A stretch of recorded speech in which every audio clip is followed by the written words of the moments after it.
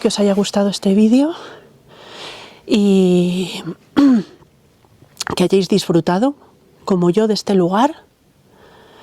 Y nada, os digo que igual si llega a las 1000 visualizaciones vuelvo otra vez, tal vez sea otra época del año, primavera o en otoño, que también debe de estar precioso, y os lo saco. Así que ya sabéis, darle likes y a verlo mucho y a compartirlo. Y cuantas más visualizaciones tenga, pues si llega a las 1000, vuelvo. Y os lo vuelvo a sacar. Bueno, pues nada, lo dicho, gente, que espero que os haya gustado, que hayáis disfrutado de estos colores tan intensos y tan bonitos y de este precioso edificio, de este sitio tan bonito. Y nada, nos vemos en otro vídeo de los lugares de Ana. Hasta pronto, gente, y gracias por verme.